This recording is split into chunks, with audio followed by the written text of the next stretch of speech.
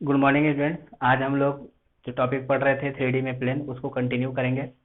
इससे पहले प्लेन में मैंने आप लोग को बताया था equation of plane cartesian form में, कि अगर कोई भी लीनियर इक्वेशन रहेगा एक्स वाई जेड का 3D में तो वो प्लेन का इक्वेशन होगा। और हमने पढ़ा था पॉइंट नॉर्मल फॉर्म, कि अगर कोई प्लेन है किसी पॉइंट से पास कर रहा है और किसी वेक्टर के परपेंडिकुलर है तो उस प्लेन का इक्वेशन क्या होगा।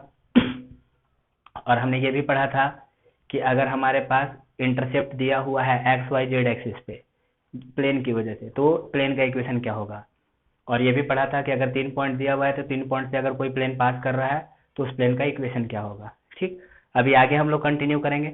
और एक बात हम लोगों ने ये भी देखा था कि जो प्लेन का इक्वेशन आएगा कोऑर्डिनेट फॉर्म में एक्स वाई जेड, है ना, एक्स वाई जेड का जो कोफिशिएंट होगा ए बी सी, वो क्या होता है, उस प्लेन के परपेंडिकुलर जो नॉर्मल रहता है उसका डायरेक्शन रेशियो रहता है।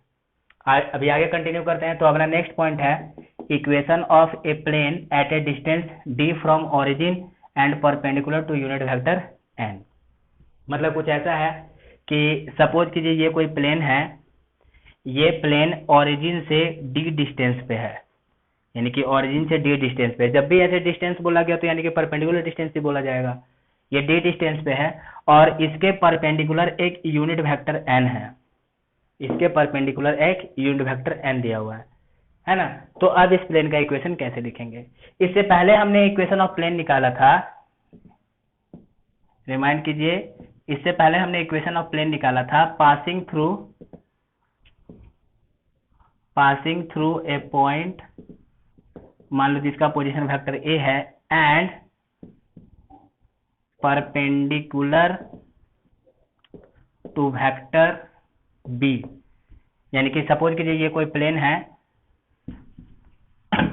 कि ऐसे कोई प्लेन है, सपोज दैट ये ओरिजिन है, मान लीजिए ये हमारे पास वेक्टर ए है और इसके परपेंडिकुलर एक वेक्टर बी है।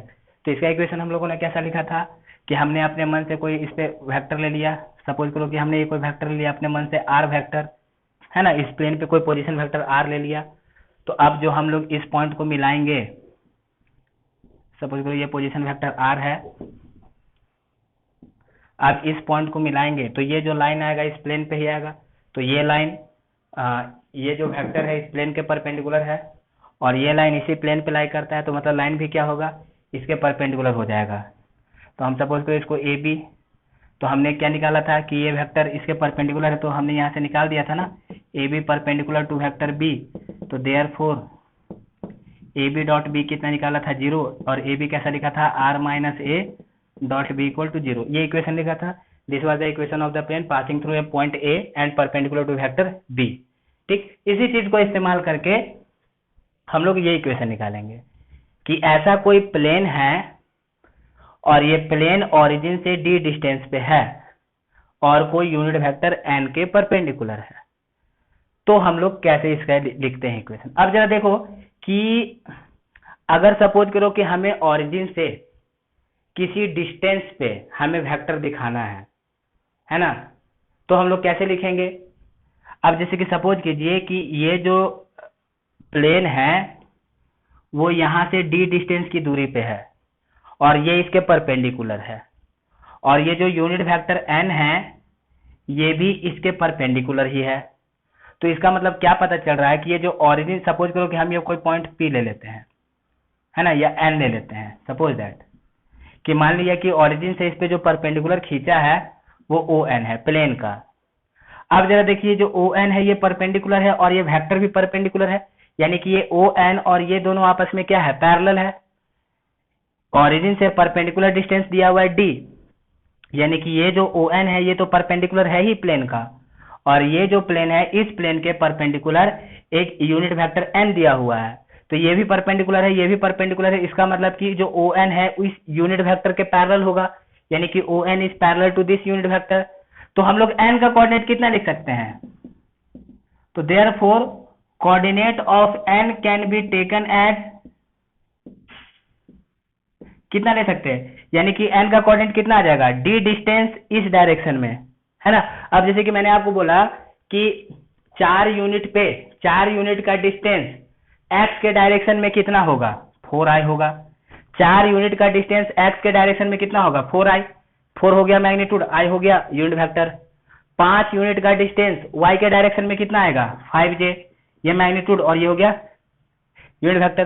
तो उसी तरीके से n का कोऑर्डिनेट कितना आएगा, ये वाला डिस्टेंस और इस डायरेक्शन का यूनिट वेक्टर कितना है n कैप है। तो therefore coordinate of n can be taken as कितना dn, इतना हम लोग ले सकते हैं, can be taken as dn, यानी हमारे पास आ गया इसका n का कोऑर्डिनेट। चलेगा। अब जरा देखिए ये हमारे पास n का कोऑर्डिनेट आ गया। तो अब यहाँ पे जो हम लोगों ने ये इक्वेशन लिखा था passing through a point a and perpendicular to a vector b, तो a के जगह पे कितना लिया जा सकता है, इसका जब कोऑर्डिनेट मिल गया तो ये प्लेन इसी पॉइंट से पास कर रहा है ना, तो इस इक्वेशन में हम लोग a की जगह पे क्या लिख सकते हैं, इस इक्वेशन में हम लोग a की जगह पे लिख सकते हैं d इंटू एन के वेक्टर। ठीक है। अब ये b क्या है, b is a vector perpendicular to plane, b is a vector perpendicular to plane. तो अब यहां से हम लोग b के जगह पे कितना लिख सकते हैं, b के जगह पे हम लोग on भी लिख सकते हैं, on is a vector perpendicular to the plane. b क्या है, b कोई ऐसा वेक्टर है जो इस प्लेन के परपेंडिकुलर है, वो वेक्टर कहां से पास कर रहा है डजंट मैटर। हमने ये जो इक्वेशन निकाला था equation of a plane passing through a point a and perpendicular to a vector b, तो ये वेक्टर b कहां से पास कर रहा है डजंट मैटर, बस वो प्लेन के परपेंडिकुलर होना चाहिए। अब ये वेक्टर हो सके जिस पॉइंट से प्लेन पास कर रहा है उसी पॉइंट पे भी परपेंडिकुलर हो सकता है या फिर कहीं और पे भी हो सकता है। ठीक। तो यहाँ पे ये जो भी वेक्टर होता है वो कहां से पास कर रहा है इसका कोई मतलब नहीं होता है, बस हमें मतलब होता है कि वो प्लेन के परपेंडिकुलर होना चाहिए। तो इसके हिसाब से हमने क्या देखा कि एक तो ये ओरिजिन से d डिस्टेंस पे है, और ये जो ON आएगा ये इसके डायरेक्शन में आ रहा है, तो हम लोग n का कोऑर्डिनेट इतना लिख देंगे, n का कोऑर्डिनेट हो जाएगा dn। तो इस इक्वेशन में a के जगह पे dn वेक्टर लिखा जा सकता है। सिमिलरली ये जो ON वेक्टर है ये इस प्लेन के परपेंडिकुलर है, तो इस इक्वेशन में b के जगह पे हम लोग क्या लिख सकते हैं, ON लिख सकते हैं। तो देयरफॉर हम लोग का इक्वेशन कितना आ जाएगा, r minus dn cap dot ON vector equal to कितना 0, यानी कि r माइनस dn कैप और ON वेक्टर कितना आएगा, ON वेक्टर फिर से dn ही आएगा, that is dn cap that is equal to 0। ठीक है। तो कितना आ जाएगा यहां से, ये देखिए ये आ गया r डॉट dn, यानी कि that is r dot dn minus ये d तो वैल्यू है ना, minus d square n cap equal to कितना 0। अब यहाँ पे जरा देखिए ये जो n कैप यानी कि सेम यूनिट वेक्टर का आपस में डॉट प्रोडक्ट करा तो वैल्यू कितना हो जाएगा 1 हो जाएगा। तो हम लोग इसको कैसे लिखेंगे, ये हो जाएगा d बाहर आ जाएगा इधर से, ये d एक वैल्यू है, d r dot n cap minus d square equal to कितना 0 है ना। तो अब यहाँ पे कितना लिखेंगे हम लोग, इसको सिंप्लीफाई करते हैं तो यहां से हम लोग ऐसा लिख सकते हैं d r dot n cap equal to कितना d स्क्वायर। तो therefore r dot n cap equal to कितना d आ गया, r dot n cap equal to d। यानी कि ये हमारे पास इक्वेशन आया किसका, प्लेन का, मतलब कि ये r क्या है, r एक कोई आर्बिट्रेरी पोजीशन वेक्टर है प्लेन पे। तो कोई भी आर्बिट्रेरी प्लेन इस तरीके से अगर रिलेशन को होल्ड कर रहा है ना इन गिवन वेक्टर के साथ, तो इसका मतलब ये क्या है, r किसी प्लेन को सिखा रहा है। तो यही आ जाएगा कि equation of a plane at a distance d and this. ठीक। तो ये हमारे पास रिलेशन है। अब इसी को हम लोग कार्टेशियन फॉर्म में कैसे लिखेंगे, अगर इसको कार्टेशियन फॉर्म में लिखना है तो कार्टेशियन फॉर्म में लिखने के लिए r dot n equal to d, तो हम लोग r वेक्टर को कितना लिखेंगे, r कोई आर्बिट्रेरी वेक्टर है प्लेन पे, तो r को हम लोग कितना लिख सकते हैं xi yj zk। ठीक है। और n क्या है, यूनिट वेक्टर है। तो जब कभी भी हम लोग किसी यूनिट वेक्टर को ऐसे लिखते हैं तो वो क्या होता है, डायरेक्शन कोसाइंस होता है ना, li mj nk lmn। याद कीजिए कि जब हम लोग किसी वेक्टर का यूनिट वेक्टर लिखते थे तो i के साथ j के साथ k के साथ उसका डायरेक्शन कोसाइन लगा रहता था, तो इस चलते n l m j हो जाएगा। तो देयरफॉर इसको हम लोग कैसे लिख देंगे, r dot n is equal to d कितना होगा, जब इन दोनों का डॉट प्रोडक्ट करेंगे तो i का i के साथ, j का j के साथ, k का k के साथ कितना हो जाएगा, lx my nz this is equal to d, यानी कि this is the equation of a plane at a distance d from the origin and perpendicular to a unit vector, यानी यूनिट वेक्टर है। कहने का मतलब देखिए, अगर आपके पास ऐसा इक्वेशन है ax plus b y plus c z is equal to, मान लो कि डी है, सपोज दैट हमने कोई अपने मन से ऐसा इक्वेशन ले लिया, तो अगर if a square plus b square plus c square ये 1 आ जाता है, a square b square c square 1 आ गया, ये जो ए बी सी होता है वो क्या होता है, जो प्लेन के परपेंडिकुलर वेक्टर होता है उसका डायरेक्शन रेशियो होता है। और अगर ए बी सी अगर ये 1 हो गया तो इसका मतलब कि ए बी सी क्या था, डायरेक्शन कोसाइन है, तो डायरेक्शन कोसाइन है तो ये वाला डिस्टेंस क्या आ जाएगा, उसका ओरिजिन से डिस्टेंस आ जाएगा, उसका ओरिजिन से डिस्टेंस आ गया। अगर ये 1 नहीं हुआ तो इसका मतलब ये वाला डिस्टेंस ओरिजिन से डिस्टेंस नहीं है, इसका स्क्वायर वैसे 1 होना चाहिए। क्लियर है इतना? तो कहने का मतलब ये है कि अगर एक्स वाई जेड में ऐसे ये कोफिशिएंट जो लगा हुआ है वो 1 आ गया तो इसका मतलब डायरेक्शन कोसाइन है, और डायरेक्शन कोसाइन है तो इधर जो डिस्टेंस आएगा वो क्या आ जाएगा, ओरिजिन से उसका डिस्टेंस आ जाएगा। तो ये हमारे पास कभी कभी इसका जरूरत पड़ेगा। ये तो अपना जो मेन इक्वेशन था एक कार्टेशियन फॉर्मूला और एक पासिंग थ्रू अ पॉइंट, उसी से अपना बहुत सारा काम चला जाता है। तो यहाँ पे बस ध्यान में रखने का है कि अगर कोई वेक्टर है डिस्टेंस डी पे है ना, डिस्टेंस डी पे है ओरिजिन से और यूनिट वेक्टर दिया हुआ है, और यूनिट वेक्टर दिया हुआ है तो हम लोग डायरेक्ट इस तरीके से इक्वेशन लिख देंगे r dot n equal to d, और कोऑर्डिनेट के फॉर्म में ऐसा। तो यहाँ पे एक्स वाई जेड के साथ जो लगा हुआ है कोएफिशिएंट वो डायरेक्शन कोसाइन है, बाकी ऐसे नॉर्मली कौन सा लगा रहता है, डायरेक्शन रेशियो लगा रहता है। ठीक, ओके।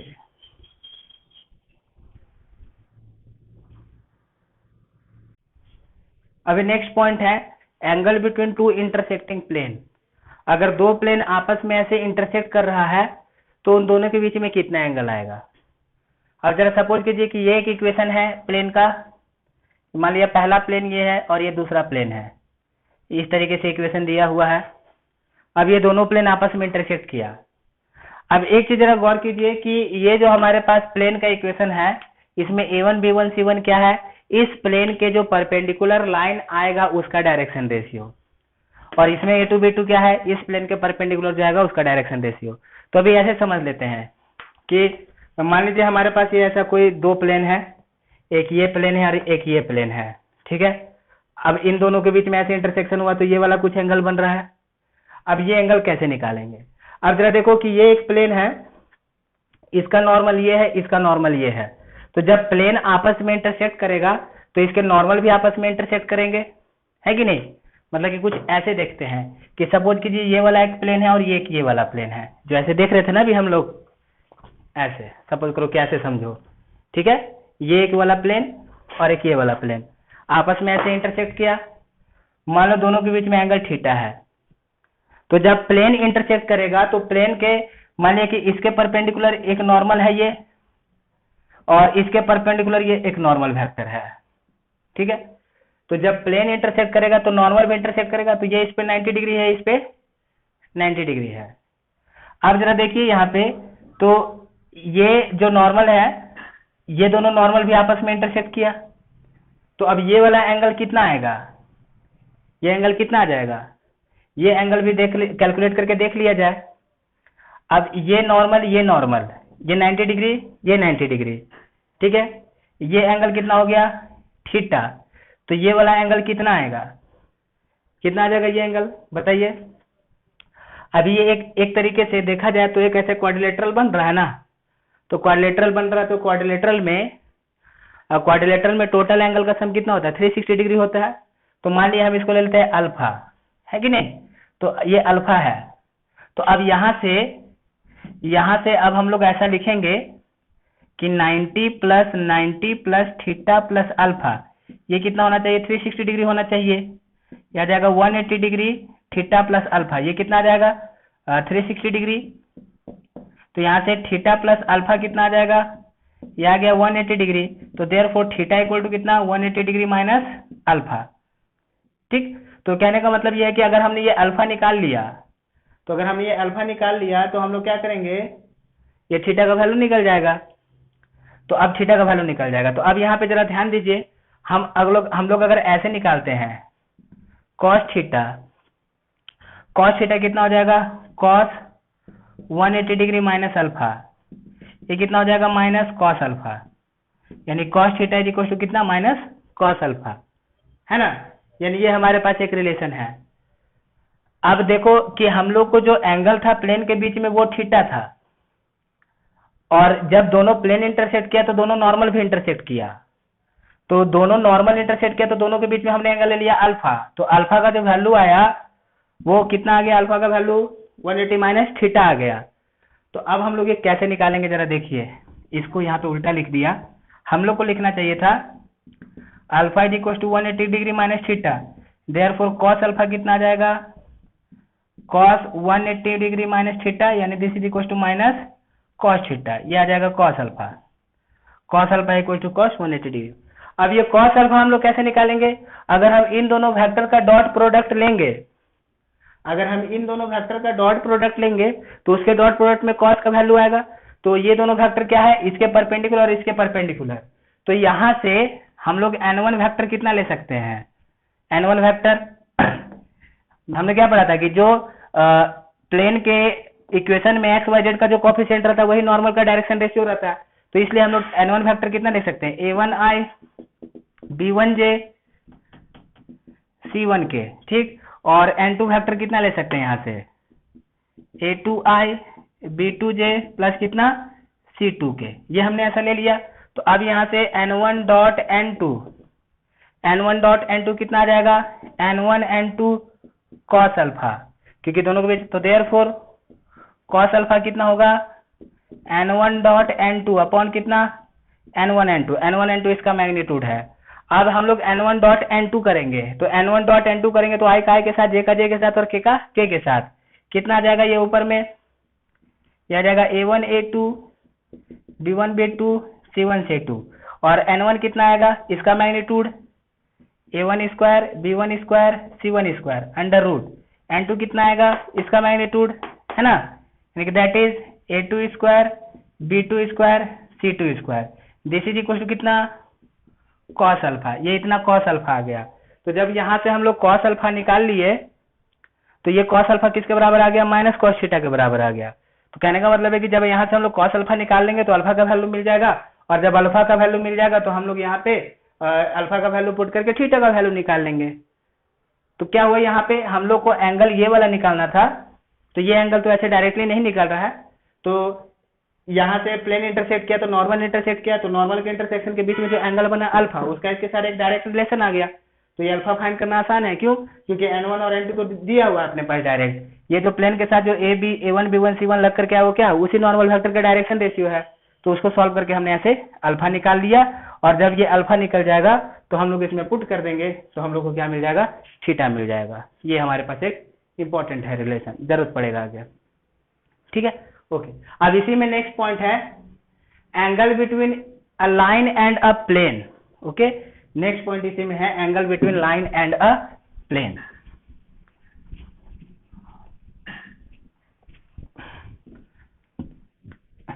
एंगल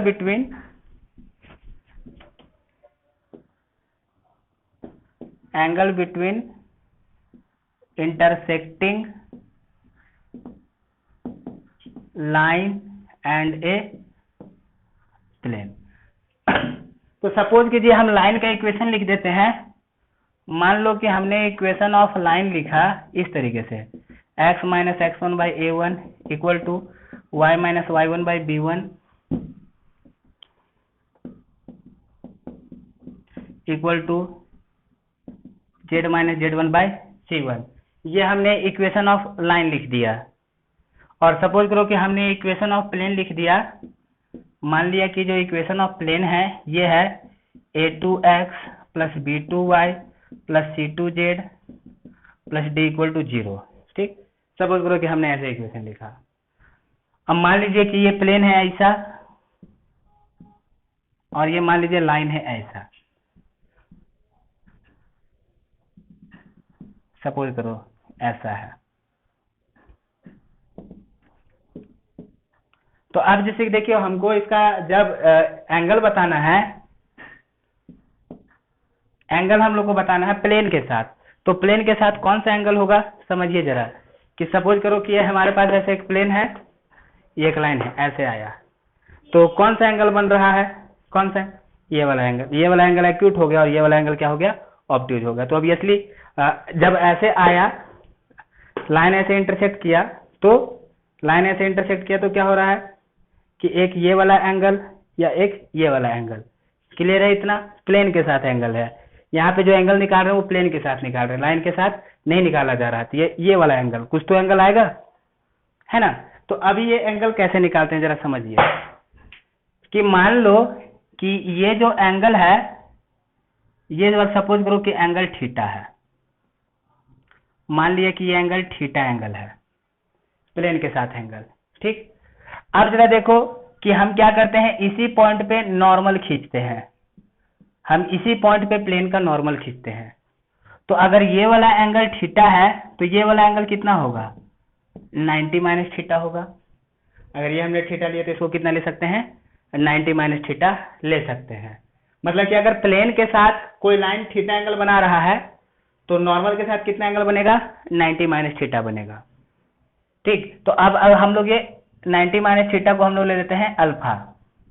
सपोज करो कि ये जो एंगल है ये अल्फा है, और इसको हम लोग ले लेते हैं 90 माइनस थीटा, इस अल्फा को ही चलेगा। यानी कि प्लेन के साथ थीटा है तो नॉर्मल के साथ 90 माइनस थीटा।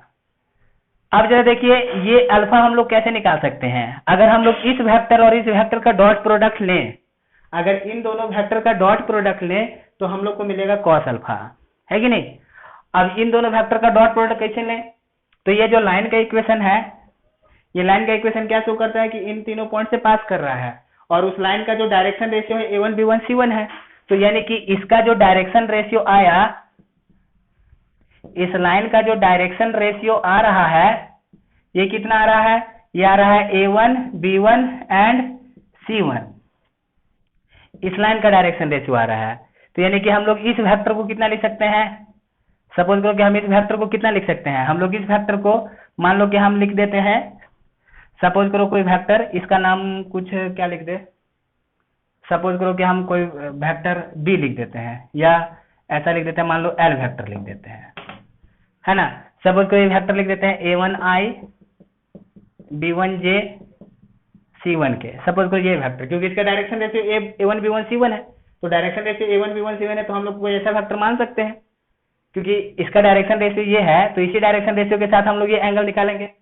अब एन वेक्टर कितना लिख दे, एन वेक्टर तो यहां से पता चल जाएगा, है कि नहीं। ये कितना आ जाएगा, a2i b2j c2 के। अब इन दोनों का डॉट प्रोडक्ट लेते हैं, मान लो हम l डॉट n ले लेते हैं, l डॉट n कितना आ जाएगा, a1 a2 b1 b2, sorry इसको हम लोग पहले इस तरीके से लिखेंगे, ये l n cos अल्फा, ठीक है। तो यानी कि cos अल्फा कितना आ गया, l डॉट n अपॉन कितना, l n। अब l वेक्टर हम लोगों ने कैसे लिया है, ये और n, तो इन दोनों का डॉट प्रोडक्ट कितना आ जाएगा, a1 a2 b1 b2 c1 c2, और l कितना आ जाएगा, a1 square b1 square c1 square under root, और इधर से a2 square b2 square c2 square under root, ये हमने निकाल दिया। यानी कि दैट इज कॉस अल्फा, हम रहने दो, कॉस अल्फा हमने ऐसे निकाल दिया। अब यहाँ से कॉस अल्फा बराबर कितना होगा, cos alpha equal to cos 90 minus theta, ये कितना हो जाएगा, that is cos alpha equal to sine theta. तो यानी कि हम लोग को कॉस अल्फा मिल गया, मतलब कि क्या मिल गया, साइन थीटा मिल गया। फिर इसको सॉल्व करके हम लोग थीटा का वैल्यू निकाल सकते हैं। तो यहाँ पे क्वेश्चन फिर से समझते हैं कि एक लाइन और प्लेन के बीच में एंगल निकालना था। तो लाइन और प्लेन के बीच में अगर हमने एंगल थीटा लिया है तो उस लाइन का उस प्लेन के नॉर्मल के साथ कितना एंगल हो जाएगा, 90 माइनस थीटा हो जाएगा। क्लियर है। तो यानी कि हमको ये वाला एंगल निकालना है, तो अगर ये वाला एंगल मिल गया तो ये वाला एंगल निकल जाएगा, तो हमने इस एंगल को अल्फा ले लिया। अब जरा देखो ये लाइन है, इस लाइन का डायरेक्शन रेशियो कितना है, a1 b1 c1 है, और ये जो नॉर्मल है इस नॉर्मल का डायरेक्शन रेशियो कितना है, a2 b2 c2 है। तो अब हम लोग क्या करेंगे, अगर दो वेक्टर का हम लोग को डायरेक्शन रेशियो पता है, तो दो वेक्टर का जब डायरेक्शन रेशियो पता है तो दोनों के बीच का एंगल निकालने का यही फॉर्मूला होता है ना, a1 a2 b1 b2 c1 c2 upon this. जब हम लोग ऐसे निकालते हैं तो उन दोनों वेक्टर के बीच का जो एंगल होता है वो cos अल्फा ऐसे मिल जाता है। और जब cos अल्फा मिल गया तो हमने sin थीटा मिल गया। अब सॉल्व करके यहाँ से थीटा का वैल्यू निकाल देंगे। तो ये हमारे पास एक इक्वेशन आया, ठीक है, angle between intersecting line and a plane. अब यहीं पे जरा देखिए कि अगर अब ऐसा भी हो जाता है कि if if this line is perpendicular, if this line is perpendicular to plane, अगर यही लाइन इसके परपेंडिकुलर हो जाता, तो ये परपेंडिकुलर हो जाता तो यानी कि अल्फा आ जाता 90 डिग्री, सॉरी अगर लाइन परपेंडिकुलर हो जाता है, इक्वेशन ऑफ लाइन जरा देखिए equation, if this line is perpendicular to plane, अगर ये लाइन प्लेन के परपेंडिकुलर आ जाता, तो प्लेन के परपेंडिकुलर आ जाता मतलब कि नॉर्मल के डायरेक्शन में आ जाता, तो नॉर्मल के डायरेक्शन में आ जाता तो उस लाइन का जो डायरेक्शन रेशियो है वो इस नॉर्मल के डायरेक्शन रेशियो के प्रोपोर्शनल आ जाता है, यही ना। क्वेश्चन कहता है कि अब हमने ऐसे एंगल निकाल लिया, अब जरा सपोज कीजिए कि ये लाइन अगर प्लेन के परपेंडिकुलर हो जाता तो क्या होता, अगर लाइन प्लेन के परपेंडिकुलर हो रहा है तो इस लाइन का जो डायरेक्शन रेशियो है वो इस प्लेन के नॉर्मल के डायरेक्शन रेशियो के प्रोपोर्शनल होना चाहिए। तो इसका मतलब कि A1 B1 C1 को A2 B2 C2 के प्रोपोर्शन होना चाहिए, तो इसका मतलब कि ये वाला डायरेक्शन रेशियो और ये वाला डायरेक्शन रेशियो का रेशियो क्या होना चाहिए, सेम होना चाहिए। तो देयरफॉर क्या इक्वेशन आता, A1 by E2 B1 by B2 equal to C1 by C2। अगर ये लाइन इस प्लेन के परपेंडिकुलर है तो इस लाइन का जो डायरेक्शन रेशियो है वो इस प्लेन के नॉर्मल के डायरेक्शन रेशियो के प्रोपोर्शन आना चाहिए, यानी कि रेशियो सेम आना चाहिए। हमने क्या पढ़ा कि अगर दो लाइन पैरेलल है तो उन दोनों लाइन का जो डायरेक्शन रेशियो का रेशियो होता है वो क्या होता है, कांस्टेंट होता है। तो इसका मतलब कि अगर ये लाइन परपेंडिकुलर है तो ये लाइन परपेंडिकुलर है तो वो नॉर्मल के साथ पैरेलल ही होगा, नॉर्मल के ही डायरेक्शन में होगा, तो चलते दोनों का डायरेक्शन रेशियो का रेशियो सेम रहेगा, ठीक। और अगर इसी में आया कि if line is parallel to plane, अगर ये जो लाइन है वो पैरेलल आ गया, तो लाइन अगर पैरेलल आ गया तो यानी कि नॉर्मल के साथ 90 डिग्री बनेगा, कि जैसे ये प्लेन है, ये लाइन इस प्लेन के पैरेलल है, ये नॉर्मल है, तो नॉर्मल के साथ ये लाइन कितना बनेगा, 90 डिग्री बन जाएगा। तो 90 डिग्री बन जाएगा यानी कितना आ जाएगा यहाँ पे, अल्फा 90 डिग्री आ जाएगा। तो अल्फा 90 डिग्री आ जाएगा तो कॉस अल्फा कितना हो जाएगा, 0। तो कॉस अल्फा 0 हो जाएगा तो इसका न्यूमरेटर कितना हो जाएगा, 0। तो देयरफॉर कितना आ जाएगा अपने पास equation, A1 A2 B1 B2 C1 C2 बराबर कितना, 0। मतलब कि अगर दो लाइन इस तरीके से अगर लाइन प्लेन के पैरेलल आ गया तो ये 0 हो जाएगा और परपेंडिकुलर आ गया तो ये रिलेशन हो जाएगा। तो इसको ध्यान में रखने का। इससे पहले वाले में भी हम लोग को वही लेना था कि अगर हमारे पास दो प्लेन है, ये जस्ट पहले जो हमने एंगल बिटवीन द प्लेन निकाला ना, है कि नहीं, तो अगर हमने एंगल बिटवीन द प्लेन निकाला कि हमने एक प्लेन का इक्वेशन ऐसा लिया था, A1x plus B1y plus C1z plus D1 equal to 0 और A2x plus B2y plus C2j plus D2 equal to 0। अगर इसी में if both plane are parallel, ये एक प्लेन और ये एक प्लेन दोनों पैरेलल है, तो जब दोनों पैरेलल है तो दोनों का जो नॉर्मल आएगा एक ही डायरेक्शन में आना चाहिए, यानी कि दोनों का नॉर्मल भी आपस में पैरेलल होना चाहिए। तो यानी कि जब दोनों का नॉर्मल आपस में पैरेलल होना चाहिए, यानी कि ये वाला नॉर्मल जिसका direction ratio A1 B1 C1 है और ये वाला नॉर्मल जिसका direction ratio A2 B2 C2 है, ये आपस में क्या है, पैरेलल है। पैरेलल है तो इनका रेशियो क्या आ जाएगा, सेम आ जाएगा। तो देयरफॉर क्या इक्वेशन लिखेंगे, A1 by E2 B1 by B2 C1 by C2, ये क्या हो जाएगा, सेम हो जाएगा अगर दोनों प्लेन पैरेलल है तो। और अगर दोनों प्लेन परपेंडिकुलर है तो, दोनों प्लेन परपेंडिकुलर है तो क्या होगा, दोनों का नॉर्मल भी आपस में परपेंडिकुलर हो जाएगा, और जब दोनों का नॉर्मल आपस में परपेंडिकुलर हो जाएगा तो इन दोनों का डायरेक्शन रेशियो का जो डॉट प्रोडक्ट लेंगे वो क्या हो जाएगा, 0 हो जाएगा। तो इसका मतलब कि if both plane are perpendicular to each other, तो जब परपेंडिकुलर टू ईच अदर तो कितना होगा, A1 A2 plus B1 B2 plus C1 C2 कितना होना चाहिए, 0 होना चाहिए। तो ये दो प्लेन के परपेंडिकुलर होने का कंडीशन, और ये लाइन और प्लेन के पैरेलल परपेंडिकुलर होने का कंडीशन, और दोनों के बीच का एंगल। तो ये जरूरत पड़ता है आगे क्वेश्चन सॉल्व करने के टाइम पे, तो इसको आप लोग ध्यान से समझ लेंगे और इसका लिख लेंगे।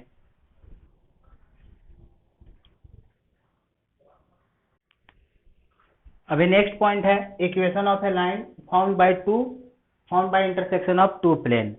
अब जैसे कि देखिए अगर दो प्लेन आपस में इंटरसेक्ट होता है तो वहां पे लाइन बन जाता है। जैसे कि फॉर एग्जांपल ऐसे देख लीजिए, ये एक प्लेन है, ये एक प्लेन है, ये दोनों प्लेन आपस में इंटरसेक्ट किया तो यहाँ पे लाइन बन गया, है कि नहीं। तो कोई सा भी जब दो प्लेन आपस में इंटरसेक्ट होगा तो जो उनका इंटरसेक्शन का जो लोकस आएगा, दो प्लेन का जो इंटरसेक्शन का लोकस आएगा वो एक क्या होगा, लाइन होगा। मतलब ऐसे समझिए, ये एक प्लेन है और मान लो कि ये एक प्लेन है, ये दोनों आपस में ऐसे इंटरसेक्ट हुआ,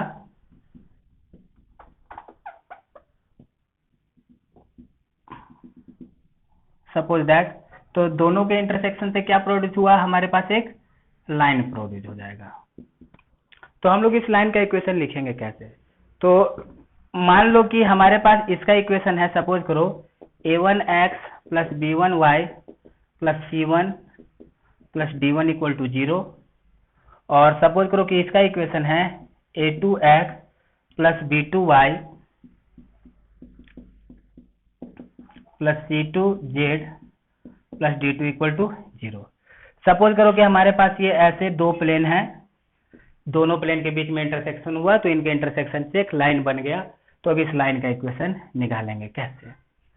तो अगर हम लोग को किसी भी लाइन का इक्वेशन चाहिए, हम लोगों ने इक्वेशन ऑफ लाइन क्या पढ़ा है, इक्वेशन ऑफ लाइन पढ़ा है ऐसे x minus x1 by A, y minus y1 by B, z minus z1 by C. हम लोगों ने इस तरीके से इक्वेशन ऑफ लाइन पढ़ा है जिसमें x1 y1 z1 क्या है, पॉइंट जहां से लाइन पास कर रहा है, और ए बी सी क्या है, ए बी सी है direction ratio of the line, है ना, direction ratio of the line. मतलब direction ratio of the line मतलब कि कोई ऐसा वेक्टर जिसके पैरेलल हो, मतलब कि ये जो हमारे पास इक्वेशन ऑफ लाइन होता है, ये x1 y1 z1 क्या है, पॉइंट जहां से पास कर रहा है, और ए बी सी क्या है, ये है direction ratio of vector to which line is parallel. मतलब कि अगर हमको इक्वेशन ऑफ लाइन निकालना है, तो इक्वेशन ऑफ लाइन निकालना है तो यहां से हम लोग देख रहे हैं कि अगर हम एनी हाउ अगर हम कोई इस पे एक ऐसा पॉइंट निकाल ले जिस पॉइंट से ये पास कर रहा है, और एक ऐसा डायरेक्शन रेशियो निकाल ले ये जिसके पैरेलल है, तो आसानी से हम लोग लाइन का इक्वेशन लिख देंगे। इक्वेशन ऑफ लाइन निकालना है, जरा देखिए हम लोगों ने इक्वेशन ऑफ लाइन इस तरीके से पढ़ा है। इस इक्वेशन में क्या होता है कि जिस पॉइंट से पास कर रहा है वो वाला पॉइंट, और ए बी सी ऐसे वेक्टर का डायरेक्शन रेशियो जिस वेक्टर के पैरेलल हमारे पास लाइन है। तो अब इसी चीज को हम लोग इस्तेमाल करेंगे यहाँ पे। अगर हमने किसी तरीके से इस लाइन पे आने वाले पॉइंट को, कोई सा भी एक पॉइंट, हालांकि इस लाइन पे तो इनफाइनाइट पॉइंट आएगा, इस लाइन पे तो इनफाइनाइट पॉइंट है, अगर उसमें से हम कोई सा भी एक पॉइंट फाइंड कर ले तो हम लोग को ये वाला पार्ट तो मिल गया, है कि नहीं। अब क्या बच गया, ये वाला पार्ट।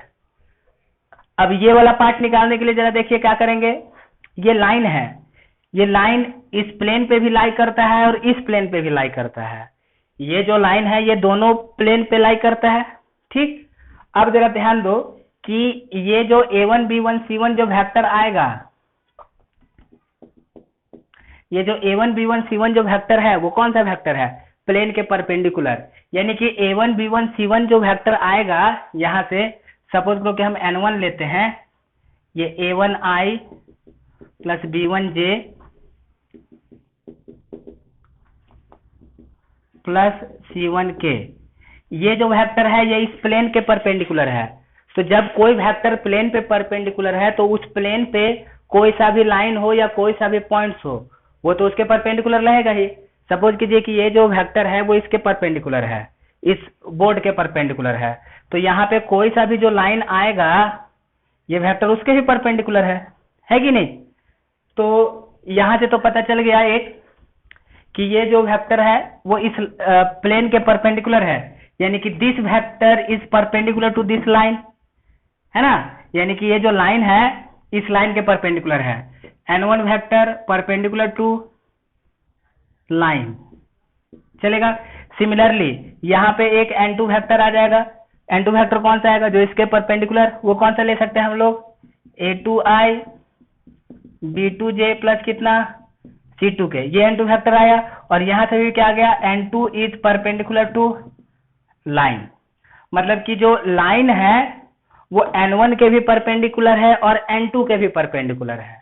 ये जो लाइन आया N1 के परपेंडिकुलर और N2 के परपेंडिकुलर, दोनों के परपेंडिकुलर आया, यानी कि जो डायरेक्शन ऑफ लाइन है वो किधर डायरेक्शन है, इन दोनों के परपेंडिकुलर में। तो इन दोनों के परपेंडिकुलर में तो कौन सा ऐसा वेक्टर है जो दोनों के परपेंडिकुलर हो। अगर हम लोग N1 क्रॉस N2 करेंगे तो हमारे पास एक ऐसा वेक्टर आएगा जो इसके भी परपेंडिकुलर और इसके भी परपेंडिकुलर। तो इसका मतलब क्या पता चल रहा है कि ये जो लाइन है N1 के भी परपेंडिकुलर, N2 के भी परपेंडिकुलर, मतलब कि जो लाइन का डायरेक्शन है वो क्या है, इस डायरेक्शन में है। तो इसका मतलब कि N1 क्रॉस N2 क्या होगा, इज पैरेलल टू लाइन, यानी कि N1 क्रॉस N2 जो वेक्टर आएगा वो लाइन के पैरेलल आया। तो इसका मतलब कि इस लाइन के पैरेलल का जो वेक्टर का डायरेक्शन रेशियो होगा उसको हम लोग कितना लिख सकते हैं, N1 क्रॉस N2।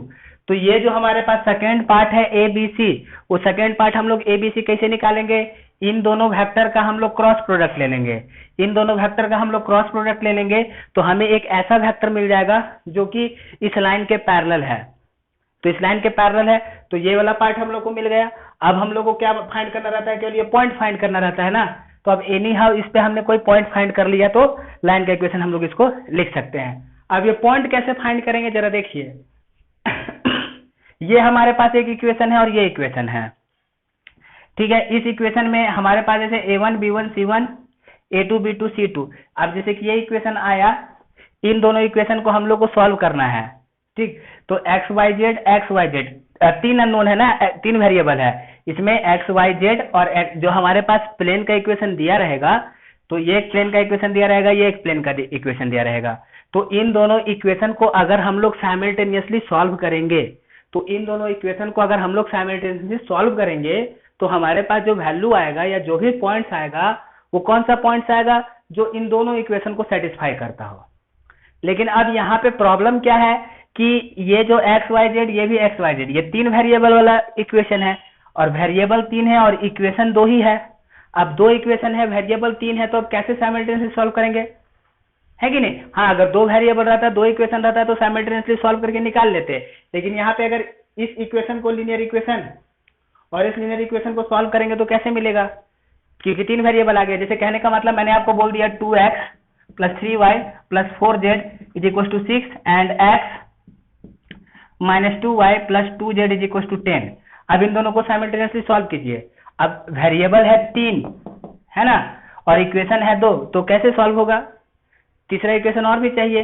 लेकिन यहाँ पे हम लोग क्या करते हैं, जैसे कि देखो ये हमारे पास एक प्लेन है, ये एक प्लेन है, ठीक। तो हम लोग ये प्लेन आया, तो अब इन दोनों इक्वेशन को सॉल्व करेंगे तो यहाँ पे हम लोग किसी एक वेरिएबल को कुछ फिक्स मान सकते हैं। कहने का मतलब सपोज करो कि मान लिया हमारे पास ये x का प्लेन है, ये y है और ये z है। अब सपोज करो ये दो प्लेन आया, ये दो प्लेन आया, ऊपर की तरफ z है, ये दोनों ऐसे कट कर गया तो ये लाइन आ रहा है, तो ये लाइन ऐसे इनफाइनाइट होगा ना, ठीक है। तो ये जब ये लाइन ऐसे आएगा तो ये भी पॉसिबिलिटी है कि लाइन क्या करे, ये भी पॉसिबिलिटी है ये जो लाइन आया वो इस XZ प्लेन को कट कर दे। ये भी पॉसिबिलिटी है कि ये जो लाइन आया वो लाइन को क्या करे, YZ प्लेन को कट कर दे। ये भी पॉसिबिलिटी है कि जो लाइन आया वो XY प्लेन को भी कट करे। मतलब कि जो हमारे पास लाइन आ रहा है उस लाइन पे ऐसे बहुत सारा पॉसिबिलिटी है इसको कट करने का। तो हम ऐसा मान सकते हैं कि अगर मान करके चले कि सपोज करो कि हम ऐसा मान ले कि ये जो लाइन है वो सपोज करो कि XY प्लेन को कट कर रहा है। सपोज करो कि जो लाइन आया वो XY प्लेन को कट कर रहा है, तो जब वो लाइन XY प्लेन को कट करेगा तो वहां पे Z कितना हो जाएगा, 0 हो जाएगा, 0 हो जाएगा। तो हम ऐसा मान करके चलते हैं कि लाइन पे मान लो कि Z 0 है, तो लाइन पे Z 0 है तो Z 0 करा देंगे दोनों इक्वेशन में, तो A1 B1 XY का रिलेशन बचेगा और फिर वहां से सॉल्व करके हम लोग x और y का वैल्यू निकाल लेंगे। कोई जरूरी नहीं है कि Z ही 0 कराए, हमको मन करेगा तो हम ऐसे x भी 0 करा देते हैं कि मान लेते हैं कि इस लाइन वो जो लाइन है वो हो सके YZ प्लेन से पास करे, तो YZ प्लेन से पास करे तो वहां पे x 0 हो सकता है, तो x 0 ले लिया इस लाइन पे और फिर दोनों इक्वेशन को साइमल्टेनियसली सॉल्व किया तो हम लोग को y और z मिल जाएगा। मतलब कि क्या है कि ऐसे इक्वेशन में आपको क्या करना है कि एक पॉइंट आप मान लो कोई सा, कोई जरूरी नहीं है कि x0 या y0 या z0 मान लो, तुम मान लो कि x1 भी हो सकता है, 2 भी हो सकता है, कुछ भी हो सकता है। लेकिन जनरली होता है क्या है कि हम लोग 2 3 4 ऐसा ना लेकर के 0 मानते हैं। क्यों 0 मानते हैं? क्योंकि जब ऐसे प्लेन को क्रॉस करेगा तो कहाँ से क्रॉस करेगा नहीं पता है, लेकिन कहीं से भी क्रॉस किया तो अगर एक प्लेन को, जैसे कि YZ प्लेन को ही पास किया, तो YZ प्लेन को पास किया तो YZ प्लेन पे x कितना हो जाएगा? 0 हो जाएगा। उसी तरीके से अगर XZ प्लेन को पास किया तो y 0 होने का चांस है, वो XY प्लेन को पास किया तो Z 0 होने का चांस है। तो ऐसे सिचुएशन में क्या करते हैं कि वेरिएबल 3 है, इक्वेशन 2 है, तो इसमें एक हम लोग कुछ मान लेते हैं कि सपोज करो कि Z इतना है या X इतना है या Y इतना है, मान लिया, और मान करके बाकी जो हमारे पास पुट कर देंगे तो 2 वेरिएबल 2 इक्वेशन बनेगा, वहां से सॉल्व करके हम लोग वैल्यू निकाल लेंगे। तो इसमें मैं आपको एक क्वेश्चन कराता हूं तो बेटर समझ में आएगा। देखिए, तो यहाँ पे ऐसा है, सपोज करो कि हमारे पास लिखा हुआ है, जो लाइन बताना है, equation of line formed by plane. Suppose करो कि यहाँ पे एक एग्जांपल दिया हुआ है, क्वेश्चन करते हैं उसको हम लोग। Equation of a line form by plane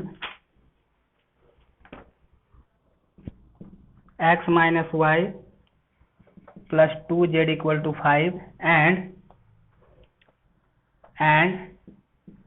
3x plus y plus z equal to 6। ठीक, यानी कि ये दो प्लेन से जो लाइन बन रहा है उसका इक्वेशन लिखिए। तो हमने सबसे पहले क्या पढ़ा था कि जो लाइन आएगा वो n1 वेक्टर के भी परपेंडिकुलर, n2 वेक्टर के भी परपेंडिकुलर, मतलब कि जो लाइन आएगा वो इस वेक्टर के पैरेलल। तो उस लाइन का डायरेक्शन रेशियो हम लोग यहाँ से निकाल सकते हैं।